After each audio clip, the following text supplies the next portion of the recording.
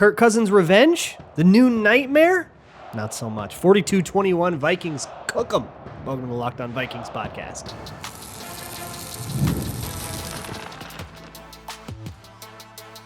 You are Locked On Vikings, your daily Minnesota Vikings podcast, part of the Locked On Podcast Network, your team every day.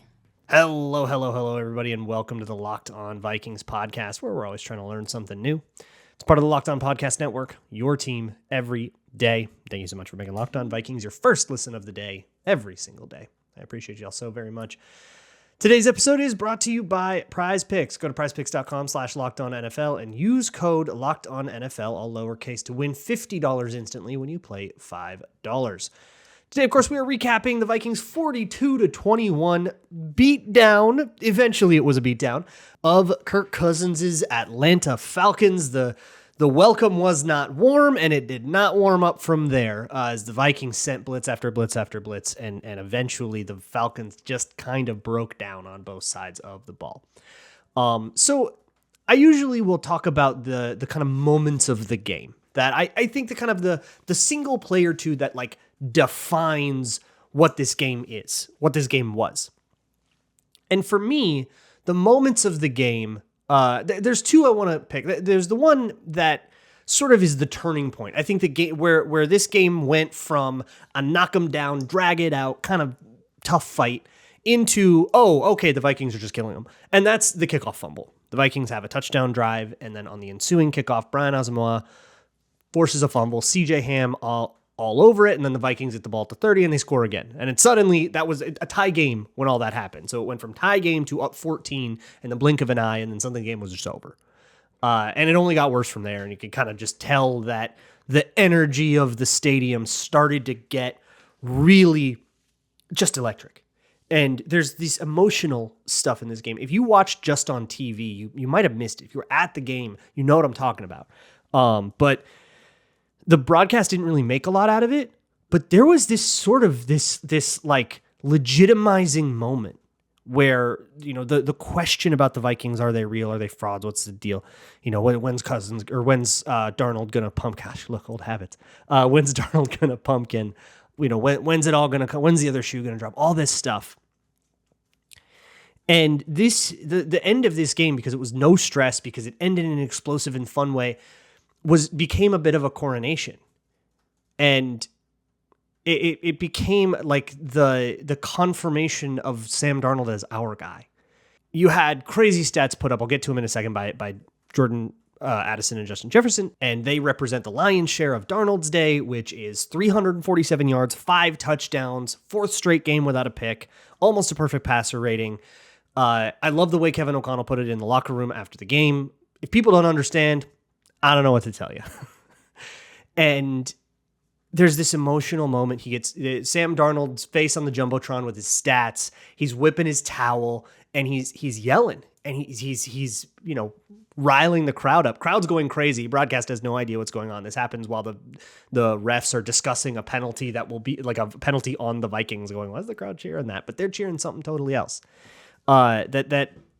The Vikings crowd and this electric atmosphere in US Bank Stadium completely rallies behind Sam Darnold. And it's kind of funny that this happened in front of Kirk Cousins, because there was this unity to it that you never had with Kirk. That you never had that kind of moment where the crowd just embraces and loves him. And I think part of that is because some of the moments that maybe were his best happened on the road. So it was, you know, didn't like some of the, especially early, like the 2018, you know, that great game in Lambeau, that great game in LA, those were road games. And then when he came home, it was this like debacle against the Bills, rookie Josh Allen. So I think some of that's just circumstance, but the emotion of it is just different. It's just different. And that might have to do with contract and expectations and all that stuff. But for whatever it is, whatever you thought of Sam Darnold before this season has to be thrown out. If it's not, you're being stubborn. And I think that's what happens here. The Minnesota Vikings fan base and world, as a unit, is rallying around Sam Darnold, and we're just going to ride this guy as far as he takes us, at least for this year. The other thing I should mention is at the beginning of the game, or like the Sunday morning right before the game, Adam Schefter tweets out, well, we've already known, Trey Wingo already spilled this, and we've kind of known it all year. But it's that there have been no contract negotiations between the Vikings and Sam Darnold, and that there isn't really an intention. The expectation in the building and everywhere is that Sam Darnold's going to become a free agent. And we can talk about the merits of that. Obviously, the more you win, the more 5-touchdown games you put up, the harder that gets to do. But at this point, I think the understanding is he's priced himself out of Minnesota. Minnesota's whole situation, I mean, all the free agents on defense and the contract extensions, Justin Jefferson, it's all built around the understanding that you're going to have a rookie QB contract with J.J. McCarthy. So I don't think they're about to drop 4 years, $45 million a year on Sam Darnold. And somebody out there might give him a Baker Mayfield deal, which 2 years later is, not 30, it's 40. So Darnold's not going to say yes to another 1-year rental in Minnesota, nor should he. There's no reason he should do that. I don't care how cool you think it is to be a Minnesota Viking. It's tens of millions of dollars here. Over years, it's guarantees, it's all kinds of stuff. So Darnold should absolutely walk out without even thinking about a contract with him. I mean, I'm sure they'll offer him some kind of thing that says, hey, if you don't like the market, you want to come back, here's what we'll give you to be a bridge starter. And it's probably going to be a fraction of what somebody else will give him. So he's going to go walk and take that. And everybody in the organization has understood that the best case scenario kind of ends that way. And everybody's happy about that. Hey, we're killing it so much that you're going to go get more money elsewhere. Good for you, man. We're 11-2. Happy day. But I think that big standing ovation, that emotional moment, Darnold even was asked about it after the game, that kind of feels like the moment of the game to me a little bit. I was going to say something else in the opening drive. The Vikings were a little backed up. It was 3rd and 13. They had taken a bad sack, and Darnold hits Justin Jefferson on 3rd and 13. It turns into a touchdown drive. But honestly, it doesn't feel like it has nearly the gravity as that this moment of Darnold on the sideline, baseball cap on. He's not going to take another snap this game. Nick Mullins did the kneel downs, and just this celebration of all of the offseason narratives. This guy is better than you think. Trust me, Darnold's better than you think. Coming to fruition all year, but today in such an extreme and inarguable way. You cannot look at this Darnold game and dismiss it, really, for any reason. Even if you want to say a couple of those touchdowns, they were deep, they were busted coverages or what. Like, okay, that gets rid of 2 of the 5, but what about the other 3? 347, that's a lot. And if you want to look at better stats, EPA, all that, you're not going to get a different picture. This was a career day for Sam Darnold in so many ways. And I think the 3 of the last 4 games I've come in saying, well, that's Darnold's best game of the year, and he keeps doing better. So I don't know. It feels like there is whatever the limit is that we have with Sam Darnold. And I don't really believe in the word can't in the playoffs. I think there's will and won't, but there's no can't. You walk into that game at 0-0, whether you win it or you lose it, right? But there's no we couldn't have won that game. I don't think so. So whatever that happens, it's the Vikings are going to find how the limits of however far this whole thing takes us, and I think that's beautiful. As for the receivers, Addison and Jefferson, holy moly. So the Vikings have never had a wide receiver duo have a game like this. And I want you to really just let that sink in for a second. The Carter Moss team, Thielen Diggs, you go all the way back to, Anthony Carter or Gene Washington or any of these crazy, Sammy White, go all the way through the Vikings history. They have had a rich and illustrious history of wide receivers. And they've never had a duo. Each get 2 touchdowns and 100-yard games. It's never happened before in Vikings history. So you watched a historic Vikings duo game if you watched on Sunday. It ends up with Addison, 133 and 3 scores. Justin Jefferson, 132 and 2 scores. He crosses 7K. He's the 3rd fastest ever to do that. He's by far got the most through 5 seasons. And he's still adding to that total.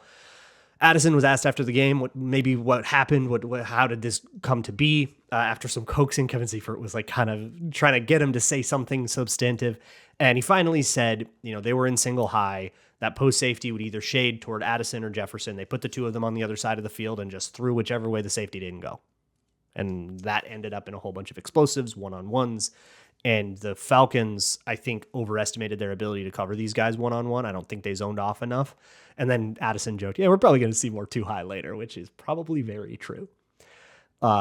Here's what I want to do with this game. To me, this game doesn't feel like it was so much decided on moments. It was more about sustaining drives. It was more about, clusters of plays all together. So let's take it drive by drive. That's what we're going to do for this show. That'll all come up next on the Vikings. Yeah. And that'll take us through all of the major moments that we're talking about and the big plays and stuff, and I'll kind of explain stuff along the way. And with that, we'll get an understanding of what went on here. That'll be next on Locked On Vikings. Today's episode of Locked On Vikings is brought to you by Hillsdale College. Hillsdale is a Christian college in Michigan. This is where their brick and mortar campus is, but they also have online classes you can take from anywhere. There's a whole bunch of them that you can get for free. They're all self-paced, so you can start whenever, tune in wherever. They've got readings, quizzes, discussions, or you can just sit back and enjoy the lectures if you want. You can do whatever you want at your own pace. And it covers a wide range of topics, including a whole bunch of stuff you would have learned in like social studies in high school, but also principles of chemistry. There's a math class. There's a class on A Christmas Carol or on some Shakespeare stuff, whatever it is that you're interested in from the perspective of such a Christian college. If you're interested into that kind of thing, you can go to hillsdale.edu/lockedon.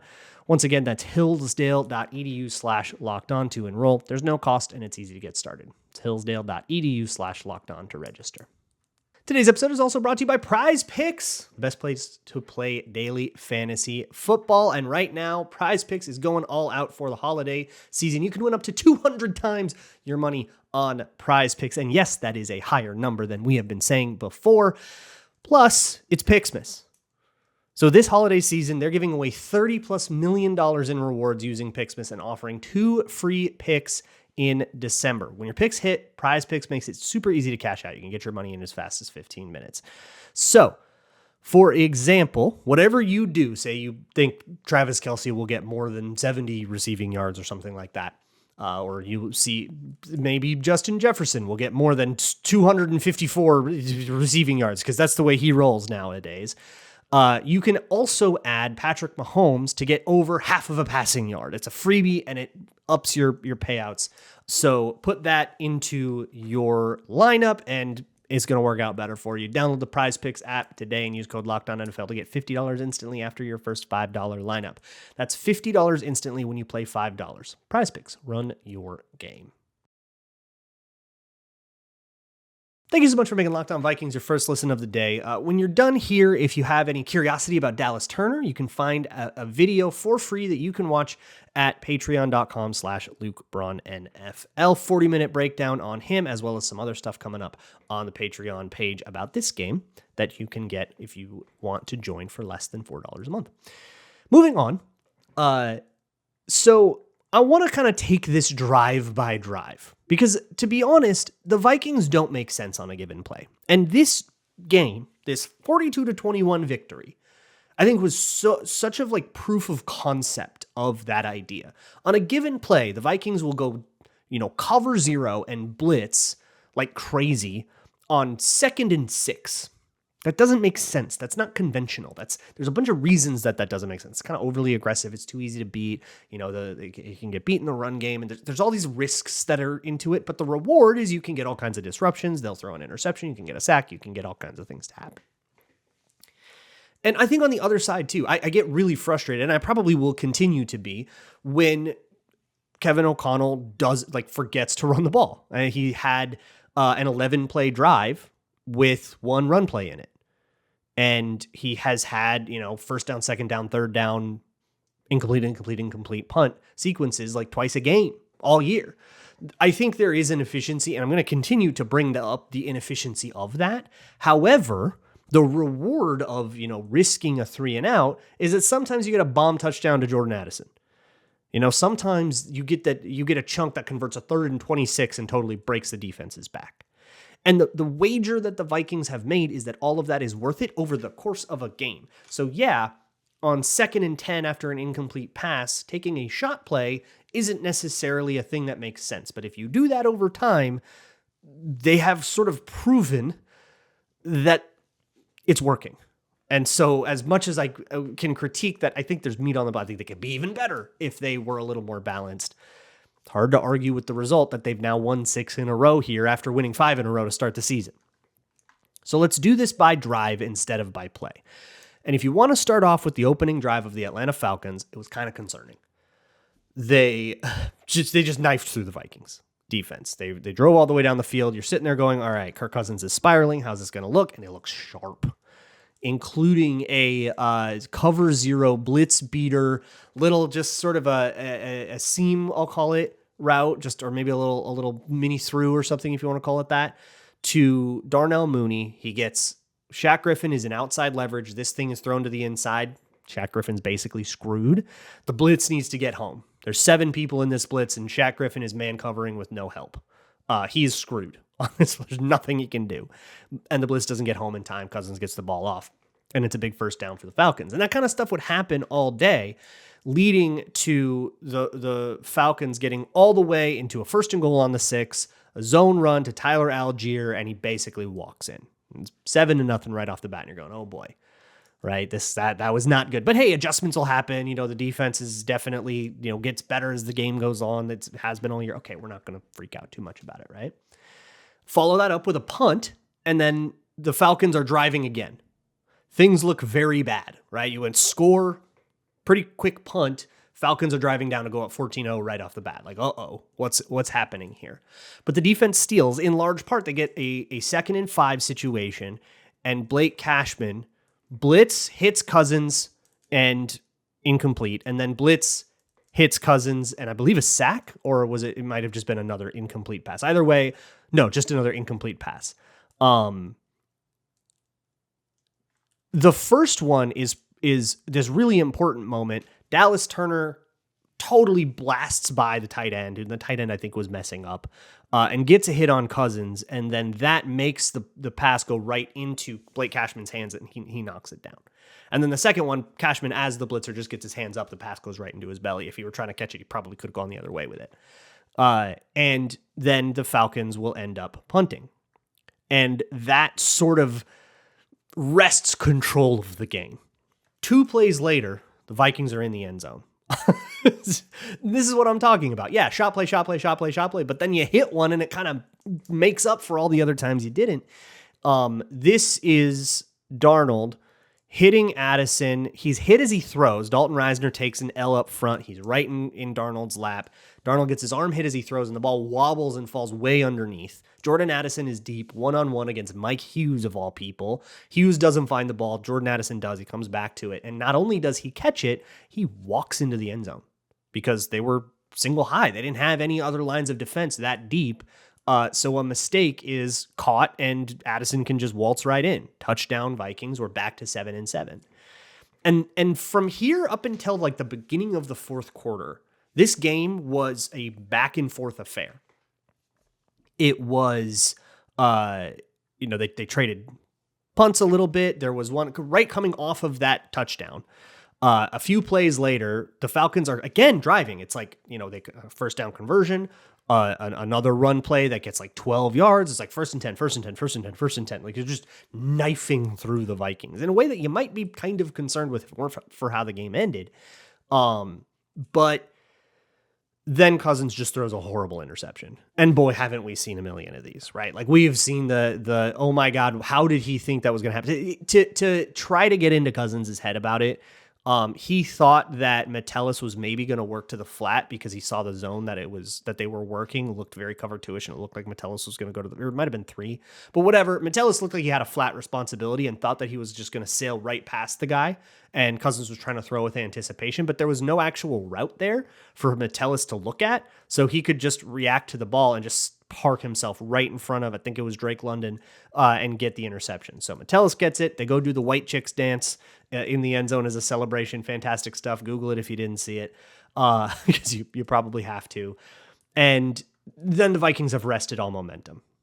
But they go 3 and out. And it's not until the next drive that the Vikings are actually able to walk it all the way down and score. But the next drive was the one where they actually end up in a 4th and 15 in chip shot field goal range. So they line up for the field goal. really sucks. The Vikings have a 1st and 10 in the red zone, and they do this stupid, tricky reverse thing.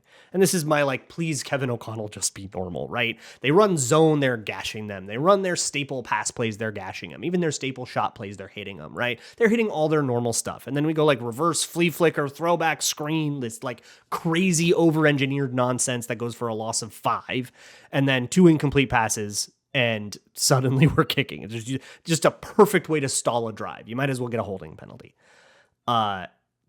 So Will Reichard hits the kick. They go to commercial and they come back. If you were at the game, the broadcast's coverage of this was highly confusing, by the way, if you missed the broadcast, or if you were listening to like Paul Allen.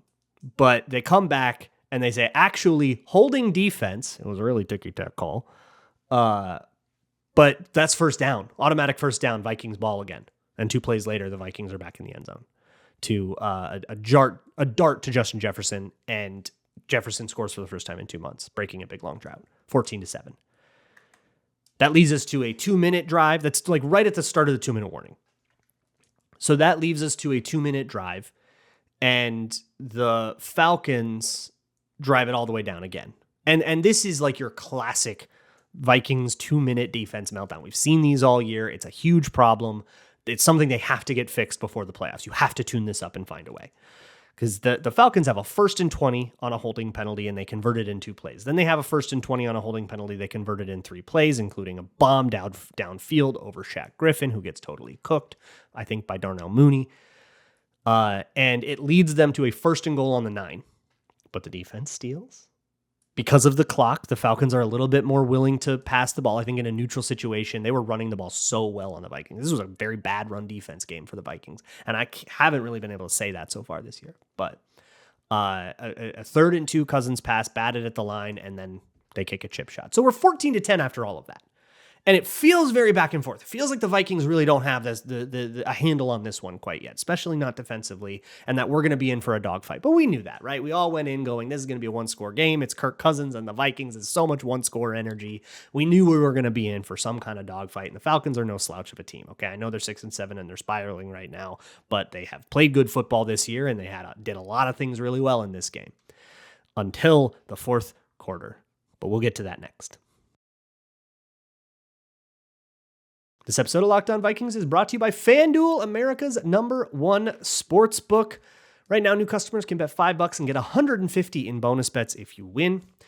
The FanDuel Sportsbook app also gives you everything you need to bet live on a game. So if you get a hunch in the middle of a game, at halftime, you think a comeback's coming around, you can place a live bet. You get latest stats, live play-by-play, and so much more, all on the same page where you place your bet. So it's all convenient and right there for you. Just visit FanDuel.com or download the FanDuel app to join today. You can get started with $150 in bonus bets if you win your first $5 bet. Right now, the Vikings have opened as full-on touchdown favorites, 7-point favorites in their upcoming Monday night game against the Chicago Bears. So if you're feeling that, or if you want to wait for the line to move, then you feel it, whatever it is, $5, and you can win $150 in bonus bets if you win. Think about it as 30-1 odds on anything you want to find. If you find a crazy alt line that's minus 3,000, you can still get 30-1 on it. That is at FanDuel.com. Never waste a hunch and make every moment more with FanDuel, an official sportsbook partner of the NFL. So the second half of this game, moving on here with the Locked On Vikings podcast, the second half of this game unravels pretty quickly, but it doesn't unravel right away as the Vikings get the ball and again stack together a really nice drive. If you just listen to the down and distance, like 1st and 10, and then they get a 4-yard run, 2nd and 6, and they convert that, and then a 6-yard run to bring up 2nd and 4 on the next one, and then they convert that after a 3rd and 5, and they get several consecutive successful first down runs, convert those series, and then a disastrous OPI screen disaster thing. They try to do a little screen to Josh Oliver. It's totally blown up. Jordan Addison commits OPI by getting into a blocking posture. But the reason that it's on Addison is because the thing developed too slow. So the timing of it is all off. It's a total disaster play. Now it's 2nd and 14. Sack, 3rd and 22. Give up thing just to get back into kicking range. But the kick doinks. So officially this goes down as Will Reichard 0 for 1 on field goals. And he did make the one that ended up not counting because of the holding penalty, which of course you take. But he takes that got to take that one on the chin. He will not kick another field goal in this game. The Vikings will not get stopped again in this game. Like if you remember how you felt after that field goal miss, you're going, oh my God, here we go, right? It's, 14-10. We just missed a kick. Now they're going to get good field goal range. The Vikings would not again get stopped. They're getting to the end zone every time they touch the ball now, barring kneel downs. But Falcons turn that into a field goal drive. This is an interesting moment, this first drive of the second half for the Falcons, because there is a 3rd and 14. Cousins throws one to, I think it was Mooney, who's got Shaq Griffin cutting underneath him trying to pick it off. Griffin gets his hands on it, picks it off, but Mooney wrestles it away. They call it simultaneous possession. They review it, they uphold it. I think this is a bad call. And I'm not going to complain too much because I think the Vikings got some bad calls their own way too. But to break it down, here's where I understand the simultaneous possession rule to work. If the defensive player gets possession, even if he only has it for a split second, and then the offensive player establishes simultaneous possession, that is defense's ball. Essentially, the defense becomes the offense the second that Shaq Griffin has possession of the ball. The Vikings are now the offense. And now any tie goes to them. That's the way I understand it, and that's the way I think it had to go. There's a great, it's super, super slow-mo, and refs try not to use super slow-mo, which is probably why this didn't go the way that it looked like it should have on TV. But if you want to use that, is definitely like a breath of that replay where Shaq Griffin has two hands on the ball, and Drake London, or was it Darnold, whoever it was, has one glove on Shaq Griffin's hand and the other one out in space. No possession. So Shaq has possession. Atlanta guy has no possession. That should be kind of end of conversation. Whatever. It didn't end up mattering, right? That's my whole, make it not matter. Okay, you made it not matter. So they'll drive all the way back down. They'll get to field goal range. They'll kick. It'll be 14-13. On the way back, the Vikings have a 4-play touchdown drive. And by the way, there's like some consternation about time of possession. Look, man, when you're scoring 50-yard touchdowns, you don't get time of possession.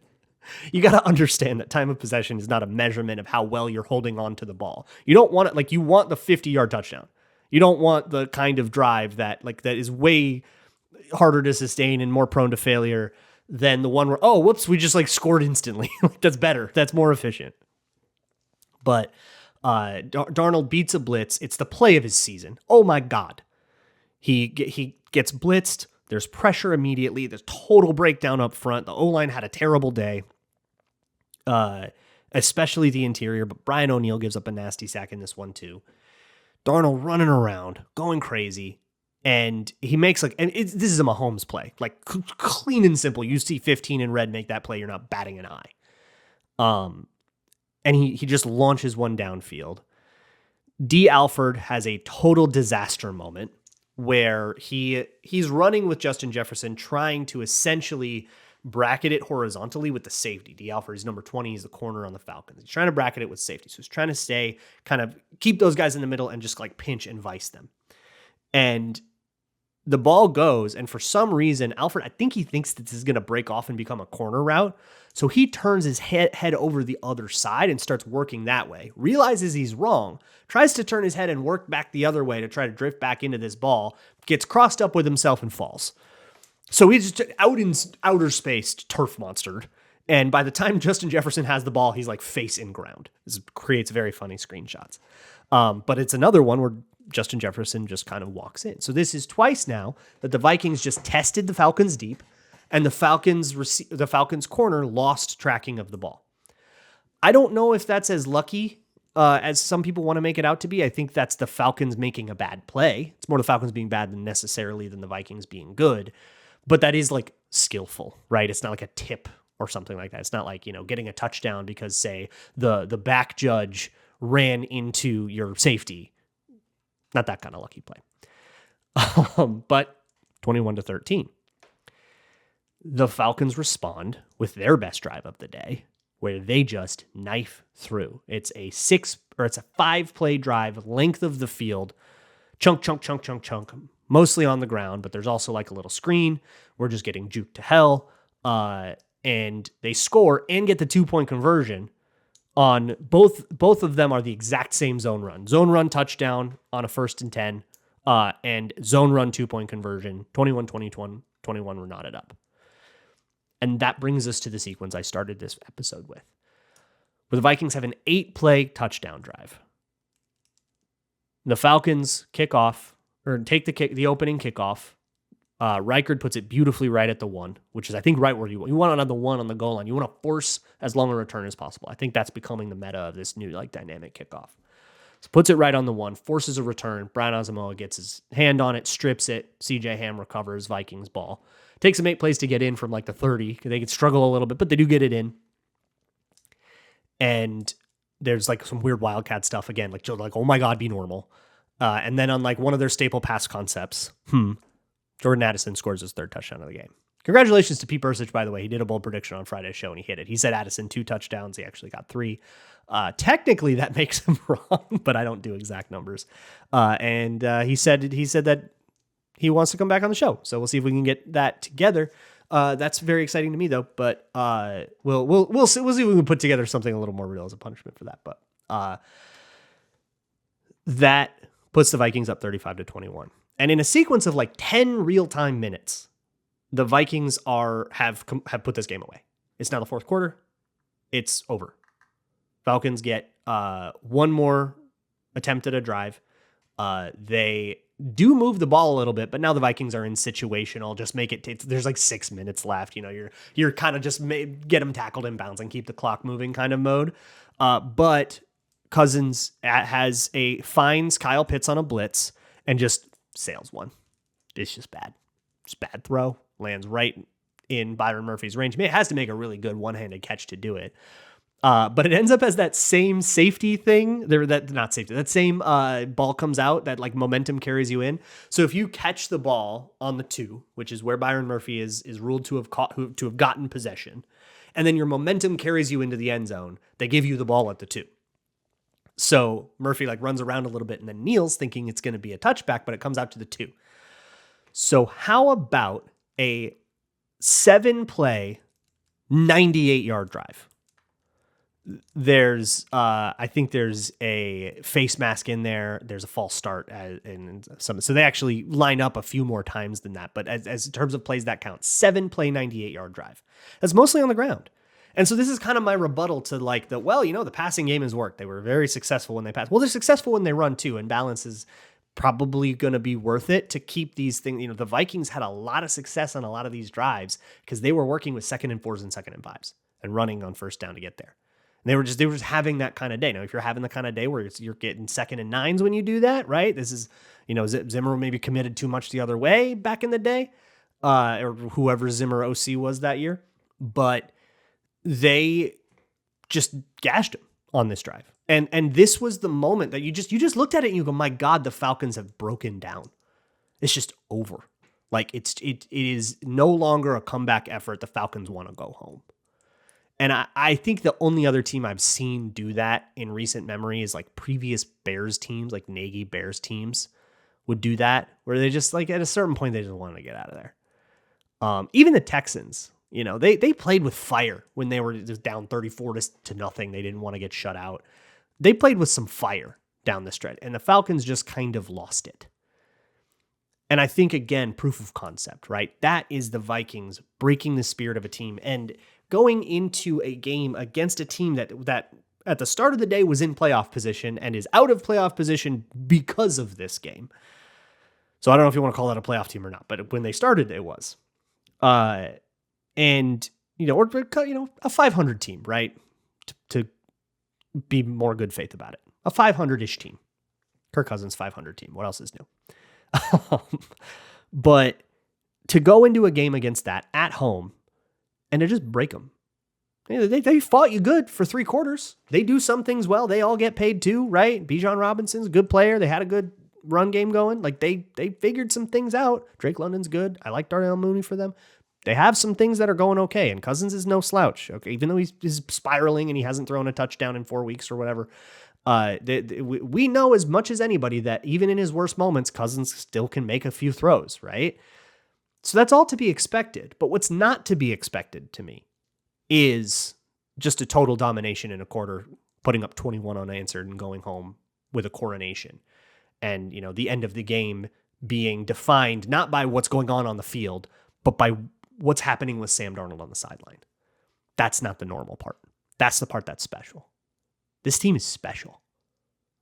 Something about them is special. And I hope that they can convert that into the kind of run that special teams have in January. That's a long way away, though, and we got a lot of time to talk about it. So I'll have our mailbag tomorrow. You can get me your questions via the Google form you can find in the show notes to this episode, any episode. You can also send me an email at lockedonvikingspodcast@gmail.com. I'll put out a call on Twitter and Blue Sky tomorrow as well. I'll see y'all for that. And as always, Skull.